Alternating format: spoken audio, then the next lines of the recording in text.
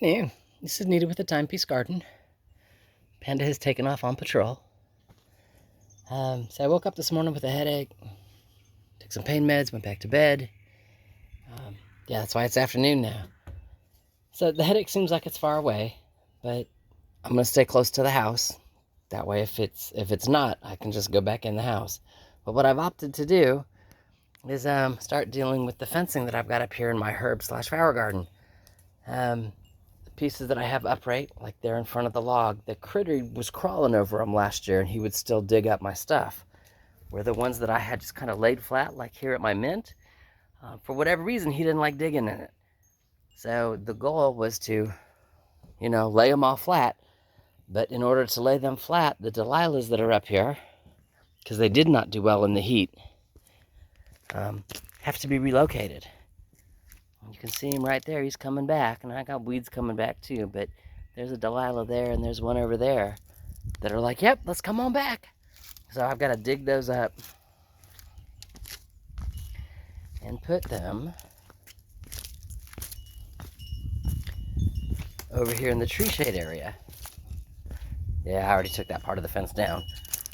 So yeah, I'm going to stick them over here. And then the tall echinacea there, center screen, and the short one, you can barely see a leaf because he didn't like it over here. Oh, no, I can't see the leaf at all. Anyway, there's a one leaf of an echinacea that's sticking out here in the middle of that leaf pile. And if you're at the right angle, you can see it. Didn't like all the extra shade over here at all. So I'm going to dig those up and move those up there. So I got to get all my stuff moved. And then once it's moved, I can start laying down the wire that was fencing to lay flat. And now I'm going to let you go because I can hear Panda barking at cows. So let me go get my dog. All right, but that's the goal. Again, if my head starts to hurt, I'm going to stop. All right, talk to you in a few.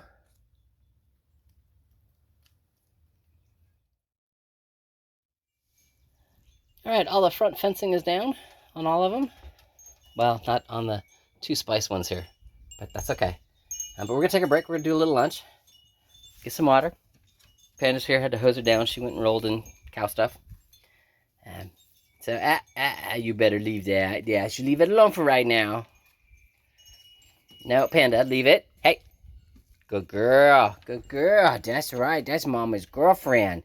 Yeah, we'll go in the house, we'll get a peanut butter stick. Yeah, we'll go in the house and get a peanut butter stick.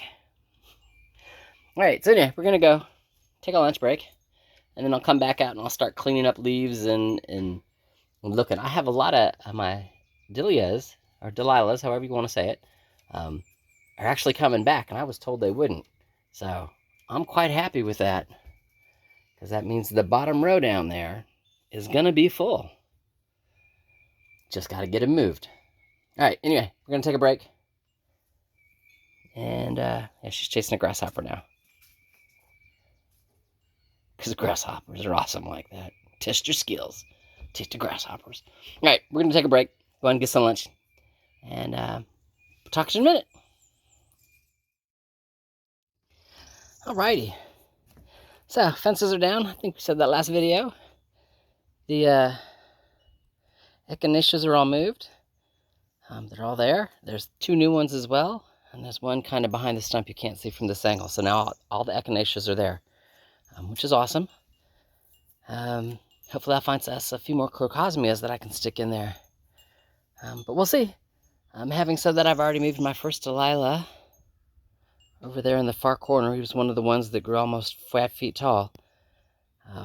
So in the corner, I'll be able to, help him climb up the fence, basically, and not have to put wooden stakes in, which is awesome. And then from there, I'm getting ready to move the rest of them. I'm trying to move the ones that grew tall first. That way I can put them from here along the back side there. So again, I can use the fence to hold them up and support them and not have to put so many teepees out here. Anyway, that's the thought process. I'll just kind of keep going from there. So let me continue to get busy, and I'll talk to you in a few. Whew, all right. All the Delilahs have been removed from plot 1. My little piece of, and I can't think of the name of it, has been planted in pot 2. I'll come back to it as soon as I remember it. All of my echinaceas are in spot 3. I moved my wild purple flower that came back to plot 4, and I'm actually going to go pick some more because they're in bloom on the hillside, and I'm just going to fill it in there in plot 4. Plot 5 are my yarrow, and they're loving it right where they are. Didn't touch them. Plot 6 over here has got the Delilahs from last year that did perfectly. That was the best plot in all of them last year. So I've, cleaned out some leaves, cleaned out some debris. I've got the Delilahs coming up, a little 1/4 inch, a little 1/2 inches. My echinacea's up there on the corner. That's what the big green spot is. Also called columbine. It's got some buds on it. Nothing in bloom yet, though. But I moved all the Delilahs or Dahlias, whatever you want to call them, to plot 7, which is the long one back there behind the tree. It gets the most amount of shade. So we're gonna, since they liked it here in plot 6, we're gonna see if they work back there in plot 7 as well. But everything got cleaned up. Got the any weeds pulled that had grown up over the winter. It's crazy. Out of the 9 Indian pink that I have that grow native here to Arkansas, there's only 3 of them left. One there in the corner. One over here in the middle. There we go. The echinaceas. There's one kind of behind the blue flower, but you can't see him from this angle. He's down there in the corner. And then there's 4 of them left. There's one over here. Can't see him because of the big white rock. He's on the other side of it. So of the 9, only 4 made it through the winter, or Snowmageddon that we had. But that's okay. So anyway, we're going to take a walk for a few minutes, go get some purple flowers, come back and plant them. Kind of right there. Just kind of fill that in, because they liked it. I planted them last year, and they took the whole year, and took Snowmageddon, so they're going to stay. And then when we come back, I've got some woolly lamb's ear up there on the hill that I'm going to move down into plot 1. And then we'll go check and see what time it is and see if I need to call it a day or start dinner or what. I don't know. We'll figure it out. So anyway, talk to you in a few. Whew, 6 o'clock. We're done for the day anyway. So that's all of my woolly lambs here.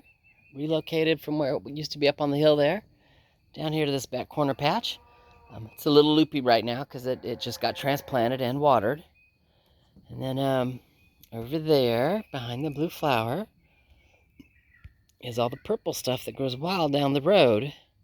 Now the big one there is the one that I moved last year. Does that make sense? And he loved it. So I went ahead and grabbed a couple more small ones this year so they'll just fill in that spot. And then while I was out there grabbing the purple ones, I came across this little blue one. Now again, he's a little droopy because, I dug him up to transplant him. He's really pretty blue. I hope he takes the transplant, And yeah, so sedum. That's the name of the one that I planted there. And couldn't remember the name of it earlier. It's my sedum. So anyway, everybody's moved, and then all the Delilahs are again, down here. I'm tired, I ain't gonna lie. I've got them all cleaned out, got the, leaves and twigs and all the stuff that happens in the wintertime. And I went back and watered the vegetable garden. I'm getting ready to go in the house, cook some dinner, take a shower. So, y'all have an awesome day. And the fairies and I will talk to you later.